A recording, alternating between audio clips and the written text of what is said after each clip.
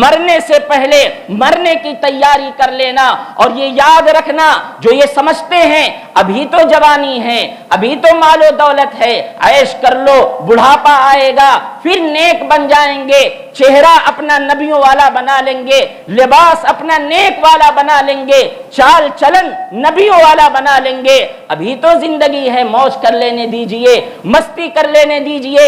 یاد رکھیے اللہ کا قانون ہے، کما تعیشون تموتون، جیسی زندگی گزارو گے اللہ ویسی ہی موت دے گا۔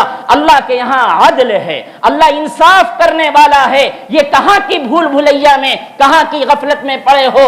گناہوں میں زندگی گزارو، اللہ کی نافرمانی میں زندگی گزارو، بے نمازی بن کے زندگی گزارو، قرآن سے دور رہ کر زندگی گزارو، شرابی بن کر زندگی گزارو، زانی بن کر زندگی گزارو، چور ڈکیت بن کر زندگی گزارو، والدین کے نافرمان بن کر زندگی گزارو، اور موت فرشتوں والی آئے گی۔ اعوذ باللہ من الشیطان الرجیم، بسم اللہ الرحمن الرحیم۔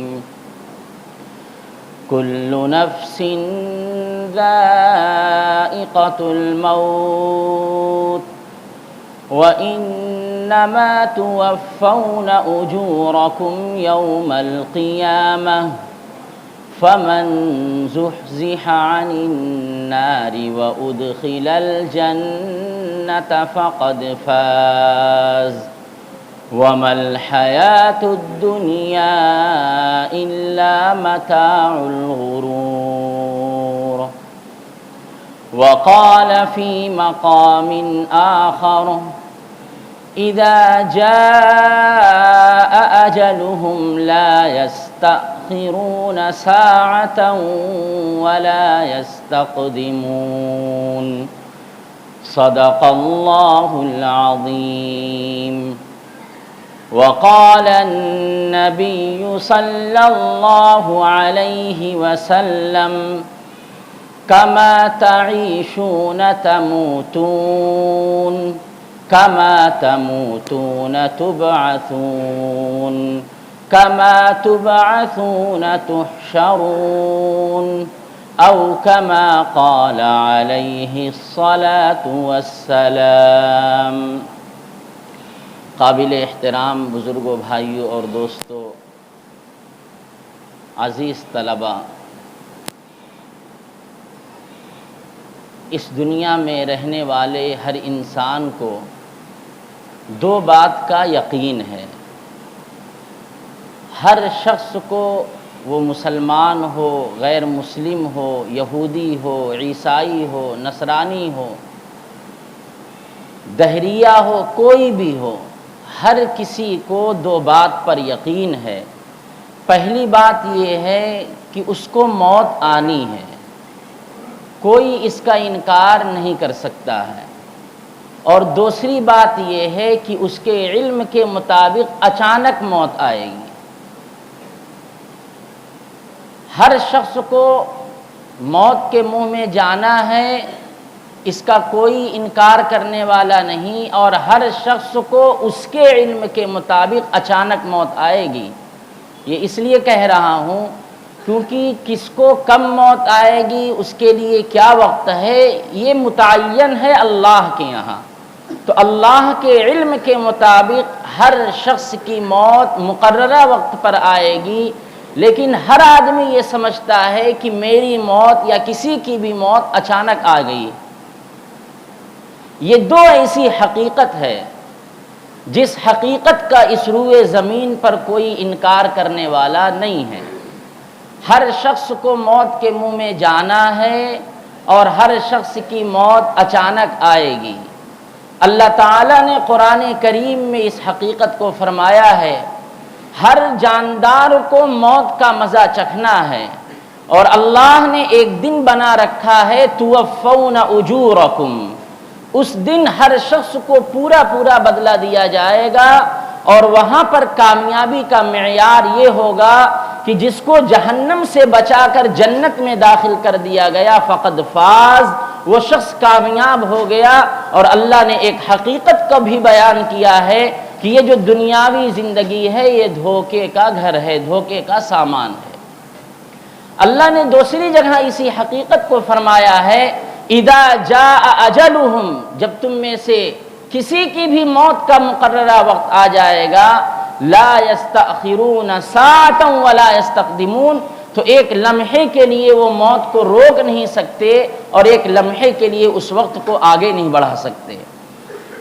اللہ تعالیٰ نے ان دو حقیقتوں کو بیان کر کے ہم سب کو یہ پیغام دیا ہے کہ تم سب کو موت کے منہ میں جانا ہے، لیکن اس سے پہلے تمہیں موت کی تیاری کرنی ہے۔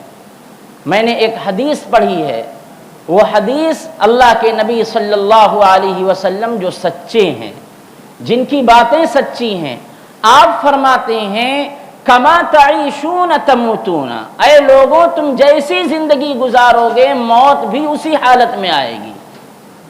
اگر تم نے نافرمانی کی حالت میں زندگی گزاری ہے تو موت بھی اسی نافرمانی کی حالت میں آئے گی۔ کبھی بھی اس دھوکے اور غفلت میں مت رہنا کہ میں گناہوں میں زندگی گزاروں گا، گناہ کرتے رہوں گا اور موت تو میری ایمان کی حالت میں، کلمے کی حالت میں آئے گی، یہ غفلت ہے۔ اللہ تعالیٰ کا ایک قانون ہے جو نبی کریم صلی اللہ علیہ وسلم کی زبانی بتلایا گیا ہے، کما تعیشون تموتون، جس طرح سے تمہاری زندگی گزر بسر ہوگی موت بھی اسی حالت میں آئے گی۔ اور دوسرا قانون کما تموتون تبعثون، جس طرح سے جس حالت میں تمہاری موت آئے گی تمہیں دوبارہ اسی حالت میں تبعثون زندہ کیا جائے گا، اور کما تبعثون تحشرون، جیسے تمہیں دوبارہ زندہ کیا جائے گا اسی حالت میں حشر کے میدان میں جمع کیا جائے گا۔ یہ ایک بہت تلخ حقیقت ہے۔ ہم اپنی نگاہوں کے سامنے، اپنے محلے میں، اپنے معاشرے میں یہ دیکھتے ہیں کہ جو شخص جس حالت میں اپنی زندگی گزر بسر کیا ہے اسی حالت میں، اسی گناہ کی حالت میں، نافرمانی کی حالت میں موت آتی ہے اس کو۔ اور ایک وہ شخص ہے جس کی زندگی عبادت میں گزر رہی ہے، اللہ کی فرما برداری میں گزر رہی ہے، نبی کریم صلی اللہ علیہ وسلم کی تابع داری میں گزر رہی ہے، اس کی موت بھی اسی حالت میں آتی ہے جس کو ہم لوگ کہتے ہیں ارے اس کی موت کتنی اچھی موت تھی۔ ایک بزرگ گزرے ہیں حضرت حسن بصری علیہ الرحمہ، یہ تاجر تھے، تجارت کی نیت سے انہوں نے کہیں کا سفر کیا۔ جب وہاں پہنچے ہیں تو انہوں نے دیکھا کہ یہ قبرستان ہے، قبرستان پر پہلے بادشاہ آیا اور بادشاہ قبرستان پہ بیٹھ گیا اور رو رہا ہے، اس کے پیچھے وزیروں کا ایک گروپ آیا ہے، وہ بیٹھ گیا، وہ سب بھی رو رہے ہیں۔ اس کے بعد طبیبوں کا، ڈاکٹروں کا ایک گروپ آیا، وہ بھی بیٹھ کے سب رو رہے ہیں۔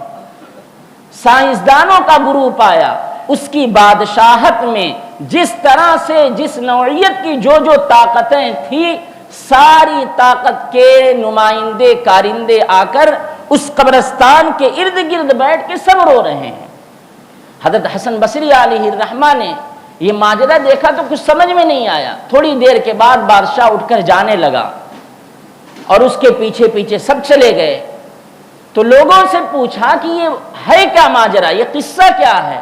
تو لوگوں نے بتلایا کہ یہ بادشاہ ہے اور یہ جو قبرستان میں دفن ہے اس کا بیٹا ہے۔ اس نے اپنی زندگی لوگوں سے یہ کہہ دیا تھا کہ میرے مرنے کے بعد میرا بیٹا بادشاہ بنے گا، ولی عہد بنے گا، لیکن اتفاق ایسا کہ اس کی زندگی میں ہی اس کے بیٹے کی موت آ گئی۔ اب یہ آ کے قبرستان پر بیٹھ کر روتا ہے اور یہ کہتا ہے کہ اے میرے بیٹے، میں نے تجھ سے یہ وعدہ کیا تھا کہ میں تجھے مرنے کے بعد بادشاہت دوں گا، لیکن موت کا وقت آ گیا اور تو چلا گیا۔ اگر میرے بس میں تجھے دوبارہ زندہ کرنا ہوتا تو میں دوبارہ زندہ کر دیتا، اگر میرے وزیروں کے بس میں دوبارہ زندہ کرنا ہوتا تو میں دوبارہ زندہ کر دیتا، اگر ڈاکٹروں کے بس میں دوبارہ زندہ کرنا ہوتا تو میں دوبارہ زندہ کر دیتا، اگر سائنسدانوں کے بس میں دوبارہ زندہ کرنا ہوتا تو دوبارہ زندہ کر دیتے، لیکن ہمیں اپنی بے بسی پر رونا آ رہا ہے، اس لیے یہ سب بیٹھ کر رو کر واپس چلے جاتے ہیں۔ حضرت حسن بصری علیہ الرحمہ نے اس موقع پر ایسا حیرت انگیز جملہ ارشاد فرمایا اور فرمایا کہ جب ایک بادشاہ اپنے بیٹے کو دوبارہ زندہ کرنے پر قادر نہیں، ڈاکٹر اس کو دوبارہ زندہ کرنے پر قادر نہیں، پوری سلطنت کی طاقت اس کو دوبارہ زندہ کرنے پر طاقت نہیں، تو ہمارا کیا حال ہے؟ ہم تو کسی لائق نہیں۔ یہی وہ واقعہ ہے جس نے حضرت حسن بصری علیہ الرحمہ کی زندگی کو تبدیل کر دیا۔ حضرت ثابت بنانی علیہ الرحمہ بہت ہی عابد اور بہت ہی عبادت گزار، نمازوں کے پابند تھے۔ ان کا کہنا یہ تھا کہ مجھے سجدے کی حالت میں، مجھے نماز کی حالت میں بڑا سکون ملتا ہے۔ ایک مرتبہ اللہ تعالیٰ سے انہوں نے دعا کی کہ اے اللہ رب العزت، اگر شہیدوں کے علامہ، اگر انبیاء کے علامہ کسی کو قبر میں نماز پڑھنے کی اجازت ہو تو مجھے بھی اجازت دے دیجئے گا، اس لیے کہ مجھے نماز پڑھنے میں بڑا سکون ملتا ہے۔ چنانچہ ثابت بنانی علیہ الرحمہ کا جب انتقال ہوا تو ابو حمید الطویل علیہ الرحمہ یہ ان کو قبرستان میں دفن کر رہے تھے۔ ان کو لٹانے کے بعد قبرستان کے اوپر اینٹ رکھ رہے تھے۔ اچانک ایسا ہوا کہ ایک اینٹ گر گئی اور انہوں نے دیکھا کہ ثابت بنانی علیہ الرحمہ کی قبر کشادہ ہو گئی اور ثابت بنانی علیہ الرحمہ قبرستان میں نماز پڑھ رہے ہیں۔ کما تعیشون تموتون، جیسی تم زندگی گزارو گے موت بھی اسی حالت میں آئے گی۔ یہ دعا کرتے تھے اے اللہ میں قبرستان میں بھی نماز پڑھوں، عبادت کروں، مرنے کے بعد بھی قبر میں عبادت کر رہے ہیں۔ حضرت امام ابو بکر عیاش علیہ الرحمہ بہت ہی متقی، بہت ہی بڑے امام، بڑے عابد زاہد تھے۔ ان کی موت کا وقت قریب ہے، بیٹی ان کے پاس بیٹھی ہے، مستقل رو رہی ہے۔ امام ابو بکر عیاش نے دیکھا، کہا بیٹی تم کیوں پریشان ہو، کیوں رو رہی ہو؟ تو کہتی ہیں کہ میں سوچ رہی ہوں کہ آپ کی موت کا وقت ہے، آپ کو کتنی تکلیف ہوگی۔ غور کیجئے گا اللہ کے نبی کی اس سچی بات پر، کما تعیشون تموتون، جیسی زندگی گزارو گے موت اسی حالت میں آئے گی۔ امام ابو بکر عیاش کہتے ہیں بیٹی پریشان مت ہو، یہی وہ کمرہ ہے جس کمرے کے اندر میں 30 سال سے ہر دن ایک قرآن کریم کی تلاوت کرتا ہوں، ہر دن 30 سال سے ایک قرآن کریم مکمل کرتا ہوں، تو مطمئن رہے۔ چنانچہ مورخین نے لکھا ہے کہ امام ابو بکر عیاش علیہ الرحمہ قرآن کریم کی منزل پڑھ رہے تھے اور جیسے ایک منزل پوری ہوئی ان کی روح قبض ہو گئی۔ کما تعیشون تموتون، جیسی زندگی گزارو گے اسی طرح موت آئے گی۔ امام ابو زرعہ رازی علیہ الرحمہ بہت بڑے محدث تھے۔ امام احمد بن حنبل علیہ الرحمہ نے لکھا ہے کہ ان کو 6 لاکھ احادیث زبانی یاد تھی۔ کتنی احادیث؟ 100 200 نہیں، 6 لاکھ احادیث زبانی یاد تھی۔ ایک شاگرد ان کے تھے، ان کے پاس پڑھ رہے تھے، سند میں، حدیث میں، رات میں کچھ زیادہ بحث و مباحثہ ہوا، لمبی بحث کی، دیر ہو گئی، واپس ہوتے ہوتے گھر جب پہنچے تو بڑی تاخیر ہو گئی، اور بیوی رہتی ہے، تو بیوی ان شاگرد سے، امام ابو زرعہ رازی رحمت اللہ علیہ کے شاگرد سے الجھ گئی اور کہنے لگی کہاں تھے ابھی تک؟ تو انہوں نے کہا کہ استاد صاحب پڑھا رہے تھے، دیر ہو گئی۔ تو بیوی نے کہا تم بھی جاہل ہو، تمہارے استاد بھی جاہل ہیں، نہ تمہیں کچھ آتا ہے نہ تمہارے استاد کو کچھ آتا ہے۔ ان شاگرد کو غیرت آ گئی، علمی غیرت آ گئی، باادب تھے، میرے استاد کو ایسے کہا۔ تو فوراً اپنی بیوی سے کہا کہ اگر میرے استاد ابو زرعہ رازی کو 1 لاکھ حدیث زبانی یاد نہ ہو تو تجھے 3 طلاق۔ کتنا خطرناک جملہ! اگر 1 لاکھ حدیث زبانی یاد نہ ہو تو تجھے 3 طلاق۔ بولنے کے بعد اب سوچنے لگے کہ نہ جانے میرے استاد کو 1 لاکھ حدیثیں یاد بھی ہے یا نہیں۔ فوراً پہنچے استاد کے پاس اور ان سے واقعہ سنایا۔ ابو زرعہ رازی علیہ الرحمہ مسکرائے اور کہا کہ تیرے استاد کو 1 لاکھ حدیثیں ایسے ہی یاد ہے جیسے تجھے سورہ اخلاص یاد ہے۔ انہی امام ابو زرعہ رازی رحمت اللہ علیہ کا قصہ ہے، کما تعیشون تموتون، جیسے زندگی گزارو گے موت اسی حالت میں آئے گی۔ ابو زرعہ رازی رحمت اللہ علیہ کی موت کا وقت قریب ہے، سارے شاگرد اکٹھا ہیں، بڑے بڑے شاگرد ان کے، اللہ کے نبی صلی اللہ علیہ وسلم کا ارشاد ہے لقنوا موتاکم لا الہ الا اللہ، جب موت کا وقت قریب آئے تو اپنے مردوں کو کلمے کی لا الہ الا اللہ کی تلقین کرو۔ تو شاگرد کہنے لگے کہ موت کا وقت قریب ہے، ہم کلمے کی تلقین کرتے ہیں اپنے استاد کو، لیکن آپس میں کہا کہ پوری زندگی ہمارے استاد نے ہمیں حدیث پڑھائی، ہم کیسے ان کو حدیث بتلائیں؟ تو اس میں ایک نے مشورہ دیا کہ ہم اپنی سند پڑھتے ہیں۔ حدیث جو ہوتی ہے، حدیث سے پہلے کچھ نام لکھے رہتے ہیں جن کے واسطے سے یہ حدیث ہم تک پہنچتی ہے، انہی ناموں کو، انہی واسطوں کو سند کہا جاتا ہے۔ تو شاگردوں نے کہا ہم سند پڑھتے ہیں، سند پڑھنے سے استاد کو حدیث یاد آ جائے گی۔ چنانچہ ایک نے سند پڑھا، دوسرے نے پڑھا، تیسرے نے پڑھا۔ امام ابو زرعہ رازی رحمت اللہ علیہ جن کی پوری زندگی حدیث بیان کرنے، حدیث لکھوانے میں گزری، ان کے سامنے جب سند کا تذکرہ آیا تو انہوں نے بھی اپنی سند سے یہ حدیث پڑھی۔ عن معاذ بن جبل رضی اللہ تعالی عنہ انہ قال قال رسول اللہ صلی اللہ علیہ وسلم من کان آخر کلامہ لا الہ الا اللہ دخل الجنہ۔ امام ابو زرعہ رازی علیہ الرحمہ کی زبان سے جیسے دخل الجنہ بولا گیا، فوراً ان کی روح قبض ہو گئی اور انہوں نے کما تعیشون تموتون کو سچ کر دکھلایا۔ پوری زندگی حدیث بیان کرنے لکھوانے میں گزری، آج جب موت کا بھی وقت ہے تو حدیث پڑھ رہے ہیں۔ جس شخص کا آخری کلمہ لا الہ الا اللہ ہو وہ جنت میں داخل ہو جائے گا، اور یہ کہہ کر ان کی آنکھیں بند ہو گئی اور وہ موت کی آغوش میں چلے گئے۔ میرے بھائیوں، بزرگوں اور دوستوں، اللہ کے نبی صلی اللہ علیہ وسلم کی جو باتیں ہیں وہ سچی ہیں۔ پڑوس ملک کے ایک ڈاکٹر ہیں، ڈاکٹر نور محمد، وہ اپنے ہاسپٹل میں ایمرجنسی جو وارڈ ہوتا ہے اس کے ہیڈ تھے، اس کے بڑے ڈاکٹر تھے۔ انہوں نے لوگوں کی موت کا عجیب عجیب منظر دیکھا کہ لوگوں کو اس طرح سے بھی موت آتی ہے۔ انہوں نے ایک کتاب لکھی ہے جس میں موت کے احوال سارے مریضوں کے جن کی جس حالت میں موت آئی لکھا ہے۔ ایک واقعہ لکھا ہے کہ ایک مریض آیا اور بالکل آخری وقت تھا اس کو ایمرجنسی وارڈ میں داخل کرا دیا گیا۔ جب سے داخل کرایا گیا وہ گانا گا رہا ہے، خالی اس کی زبان پر، آخری وقت ہے، زبان پر گانا چل رہا ہے۔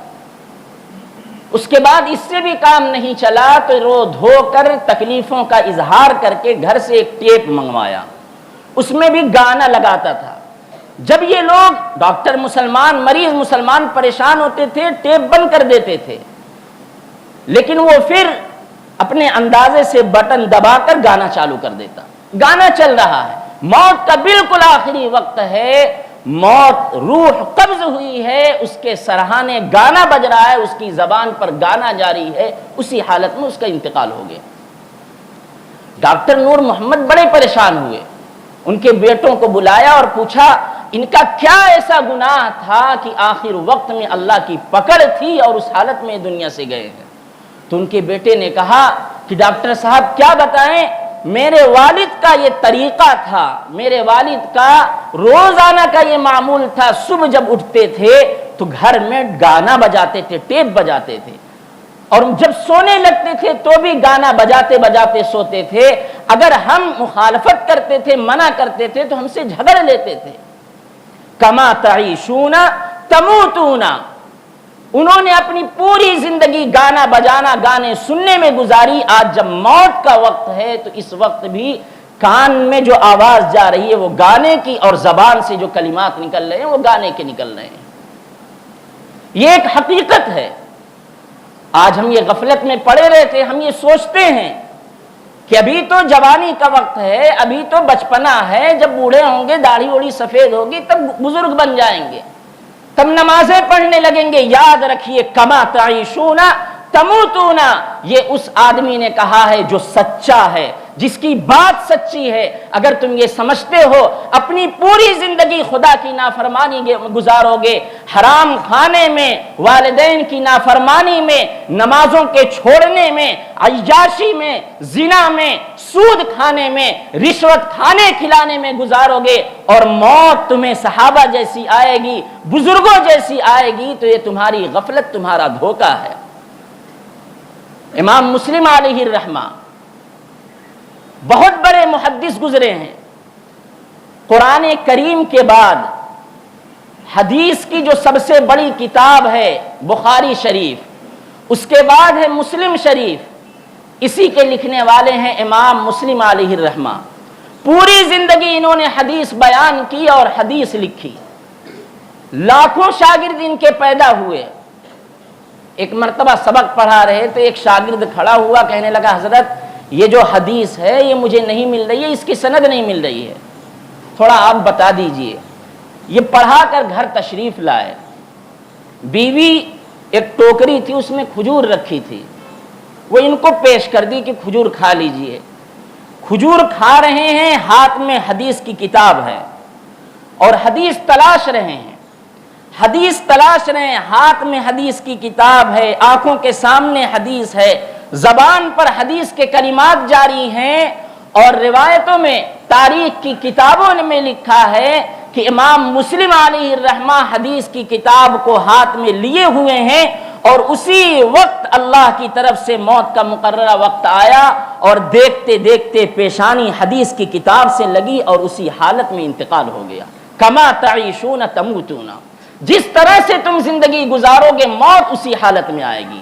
امام اعظم ابو حنیفہ علیہ الرحمہ کتنے بڑے امام، امت پر نہ جانے ان کے کتنے احسانات ہیں۔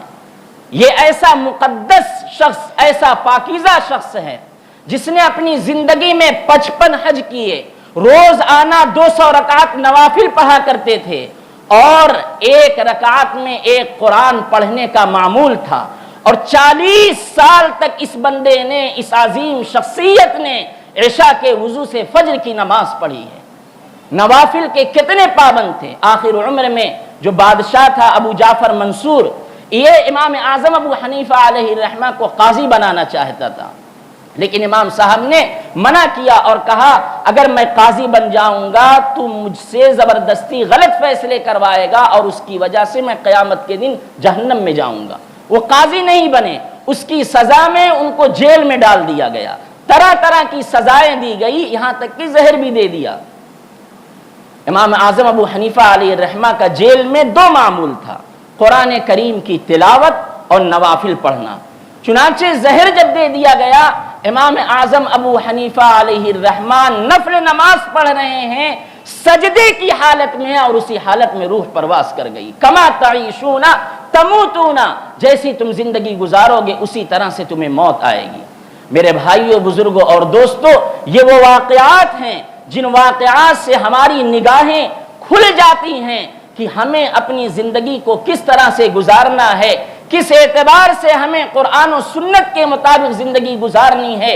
یہی وہ حقیقت ہے جس حقیقت کے ساتھ ہمیں موت بھی آنی ہے۔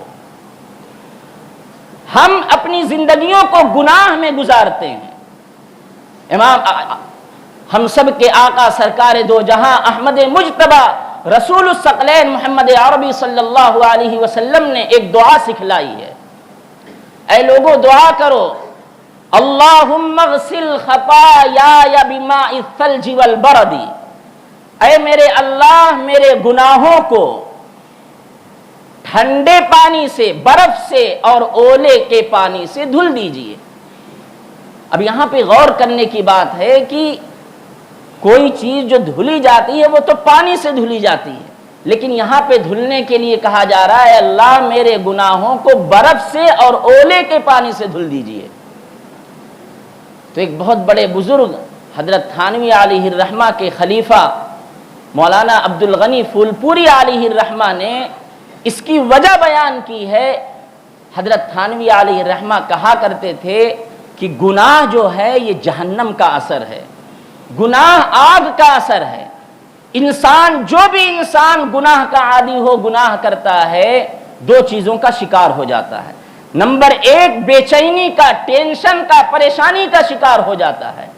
अगर हमें शैतान ये वसवसा दिलाता है कि जिना कर लो सुकून मिलेगा, शराब पी लो सुकून मिलेगा, चोरी कर लो सुकून मिलेगा, एक दूसरे के माल को नाहक हड़प लो सुकून मिलेगा, किसी के औरत को गैर महरम को देख लो सुकून मिलेगा, किसी को नाहक कत्ल कर दो सुकून मिलेगा, खुदा की कसम ऐसा सुकून कभी हासिल ही नहीं हो सकता।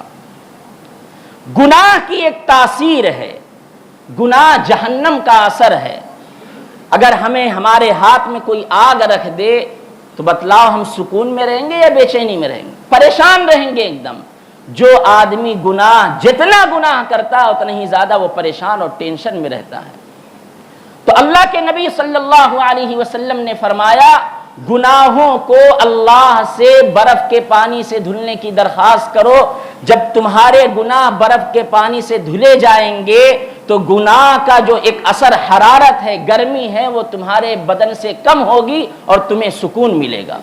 गुनाह का एक असर है सियाह हो जाना।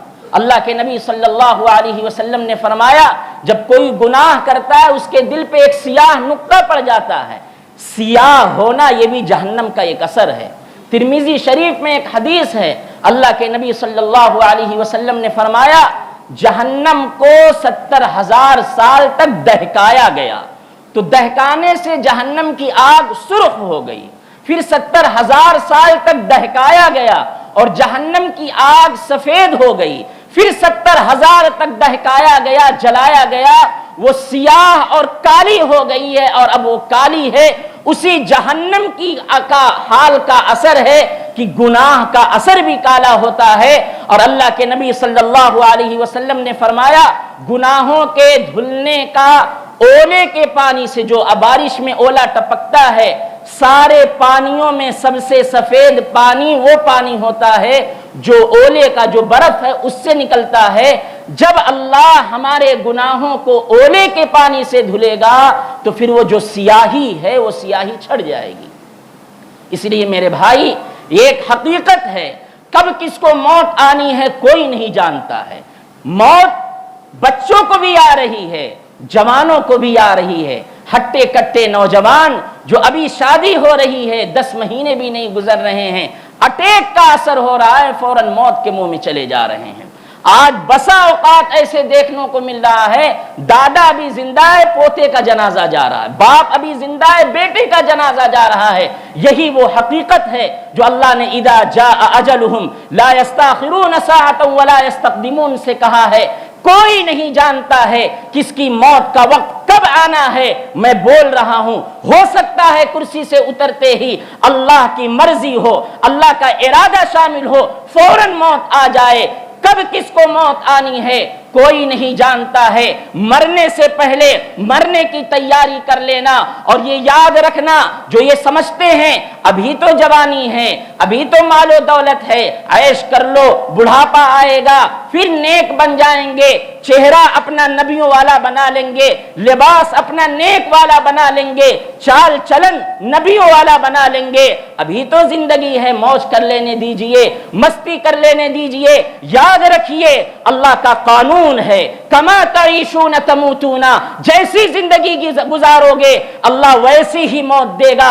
अल्लाह के यहाँ अदल है, अल्लाह इंसाफ करने वाला है। ये कहाँ की भूल भुलैया में, कहाँ की गफलत में पड़े हो। गुनाहों में जिंदगी गुजारो, अल्लाह की नाफरमानी में जिंदगी गुजारो, बेनमाजी बन के जिंदगी गुजारो, कुरान से दूर रहकर जिंदगी गुजारो, शराबी बनकर जिंदगी गुजारो, जानी बनकर जिंदगी गुजारो, चोर डकैत बनकर जिंदगी गुजारो, वालिदैन के नाफरमान बनकर जिंदगी गुजारो।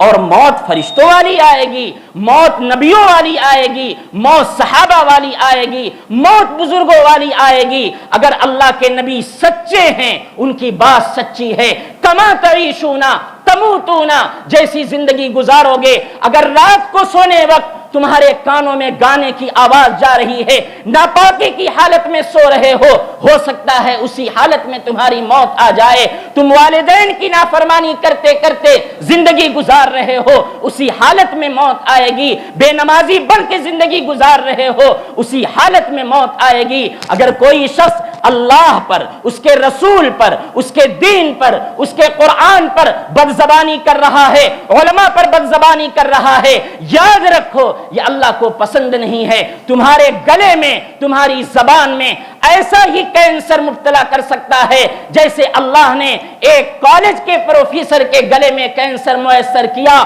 اور پوری زندگی تقریباً 11 سال تک وہ کینسر میں جوجھتا رہا، موت کو مانگتا رہا، لیکن موت نہیں آئی، اسی حالت میں موت آئی۔ کما تعیشون تموتون، جیسی زندگی گزارو گے اسی حالت میں موت آئے گی۔ اللہ رب العزت ہم سب کو نیک صالح بنائے، ہمیں مرنے سے پہلے نیک لوگوں کی زندگیوں کا متبع اور تابعدار بنائے، نبیوں کے طریقوں کا پیروکار بنائے۔ آمین۔ وآخر دعوانا ان الحمد للہ رب العالمین۔